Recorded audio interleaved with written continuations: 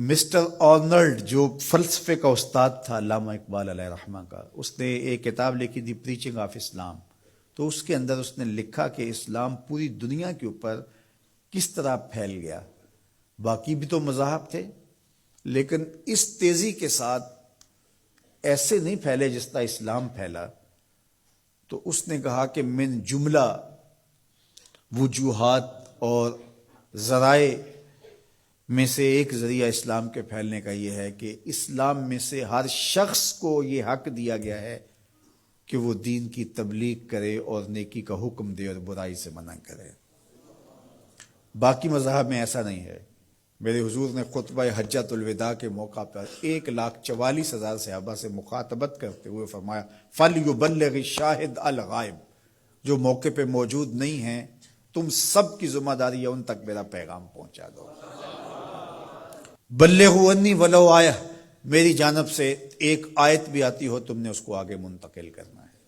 مومن ایک معاشرتی فرد ہے جو صرف اپنے آپ کو ہی نہیں بچاتا، دوسروں کو بھی بچاتا ہے، دوسروں کی بہتری کا ضامن ہوتا ہے. من رعا منکم منکرا فلیغیرہ بیدہ فإن لم یستطع فبلسانہ فإن لم یستطع فبقلبہ وذلک اضعف الایمان.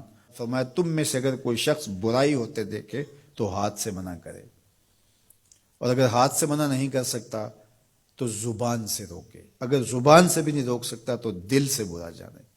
وذالک اضعف الایمان، اور یہ کمزور ترین ایمان کی علامت ہے کہ وہ دل سے برا جانے. اسے کم از کم زبان سے منع کرنا چاہیے. کوشش تو ہو کہ ہاتھ سے منع کرے، لیکن آج کل وہ کہتے ہیں جی اب کسی کو کہنے کا زمانہ نہیں رہا. کسی حد تک یہ بات سمجھ میں آتی بھی ہے کہ آج کسی کو اگر کہیں تو وہ الٹا ناراض ہو جاتا ہے، بلکہ کسی کی اولاد کو کوئی تربیتی بات کہیں تو والدین آگے کہتے ہیں کہ تمہیں کس نے حق دیا ہے.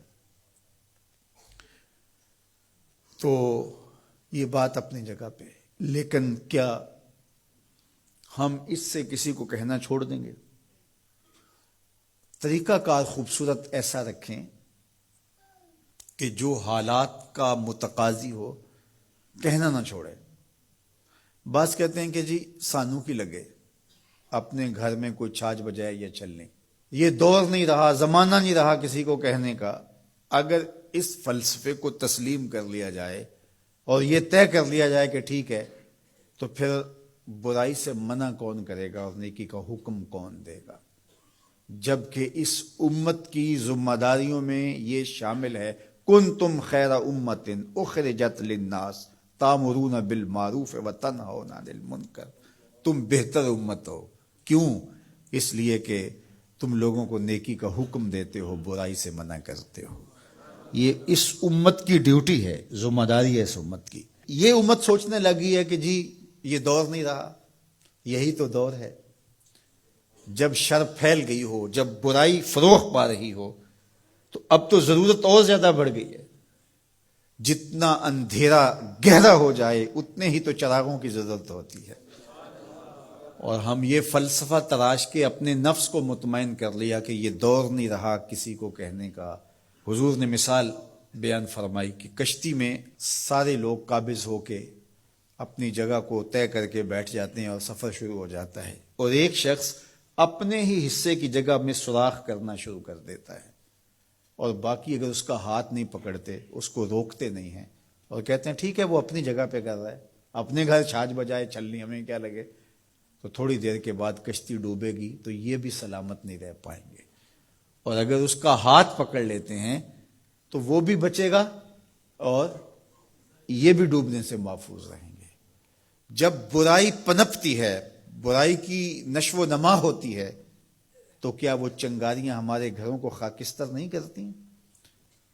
معاشرہ تباہ ہوتا ہے تو ہم اپنی اولادوں کو پھر کس طرح بچا پائیں گے؟ تو مل کے برائی کو روکنا اور نیکی کا حکم دینا یہ مسلم معاشرے کے تمام افراد کی ذمہ داریوں میں شامل ہے.